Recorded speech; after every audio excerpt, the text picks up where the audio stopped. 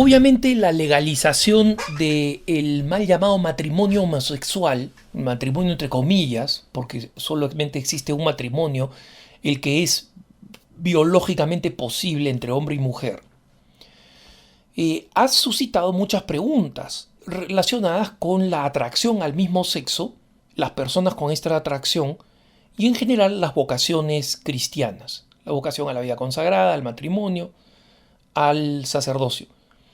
Y una persona me pregunta si es que cuáles son las características que debe tener una persona que quiere ser sacerdote o aspira al sacerdocio y es una persona que ha mostrado atracción a personas del mismo sexo.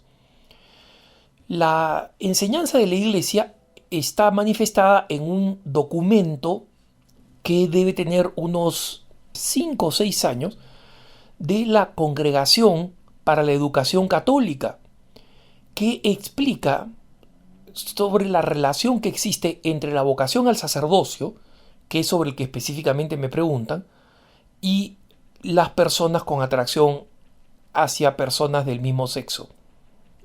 Lo que conocemos con el nombre confuso y debatible de homosexualidad, ¿no?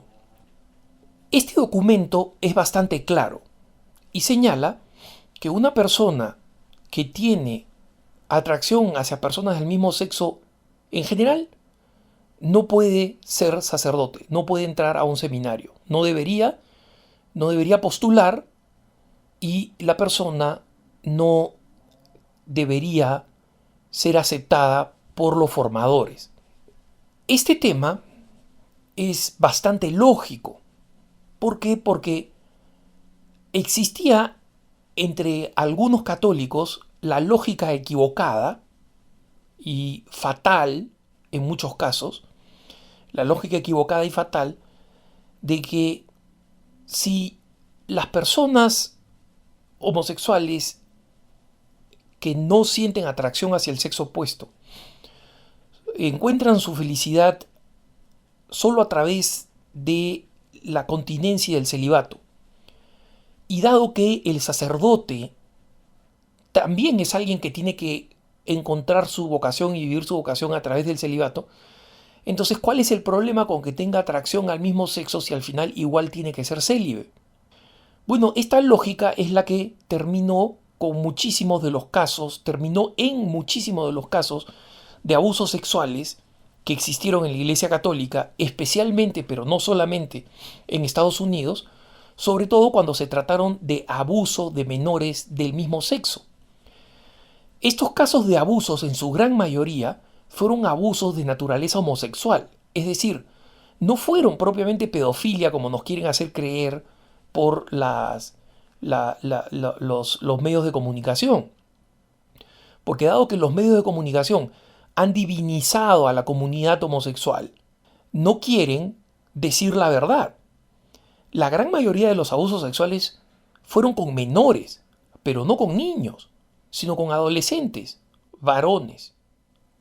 Y quienes abusaban de estos eran sacerdotes o consagrados homosexuales, que simplemente no podían evitar depredar en estos jóvenes. Fue precisamente el diagnóstico de este problema el que llevó a la Congregación para la Educación Católica a publicar este documento, y donde se contempla la posibilidad de que una persona haya tenido una lucha, un proceso de inseguridad, pero tiene que haber la garantía de que esta persona no es una persona que tiene atracción hacia el mismo sexo existente. Esa condición es una condición que invalida la posibilidad de el sacerdocio. ¿Y por qué? Por una razón muy sencilla, hermanos. Nosotros no aceptaríamos que un sacerdote que tiene que vivir el celibato se forme en medio de un grupo de chicas atractivas con las cuales no solamente reza y come y almuerza y cena, sino con los cuales va a la cama por la noche, se ducha en la mañana, hace deportes, etc. Nadie diría que en los jardines de un seminario las chicas se pongan a tomar sol en bikini, ¿no? Y que eso sería bueno y fortalecería la vocación de los sacerdotes. Nosotros tenemos una serie de medidas, en la Iglesia Católica me refiero por nosotros, justamente para que el ámbito, el ambiente en el que se forman los seminaristas sea un ambiente bueno, sólido, que promueva la castidad, que promueva el celibato y que les fortalezca la virtud, como se hace con un joven, por ejemplo, que necesita fortalecerse físicamente. Se lo pone en un ambiente donde el fortalecimiento físico va a ser posible, va a tener los recursos, el tiempo, las herramientas para fortalecerse físicamente. Esa es la perspectiva de la Iglesia. Esa es la perspectiva católica frente a esto. Y entonces el joven católico no puede ser expuesto a que durante todo el día conviva con personas que son potencialmente una tentación. Por eso es que no está en un dormitorio unisex donde las chicas también están. Nadie pensaría que un seminario que hace eso, no, que estén también las monjitas que tienen vocación de monja y que duerman en los mismos cuartos. No, total, los dos quieren ser célibes. A nadie se le ocurriría esa estupidez. ¿Correcto? Bueno, si en el seminario se acepta a una persona con atracción al mismo sexo, a esa persona se le está poniendo exactamente la misma tentación en que estaría un muchacho joven en medio de mujeres semidesnudas o desnudas. Exactamente el mismo.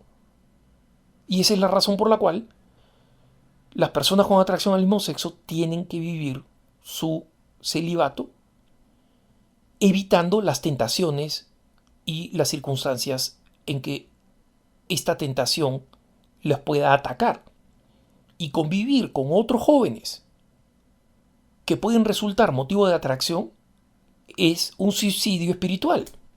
Y la Iglesia, por protegerlos, y para proteger después a los menores, especialmente jóvenes, por supuesto que niños, pero especialmente jóvenes que han sido los principales depredados en términos de números, en el escándalo sexual que revolucionó a la Iglesia en Estados Unidos, justamente en esa situación, en esa circunstancia, no existe una compatibilidad entre la atracción al mismo sexo y el sacerdocio.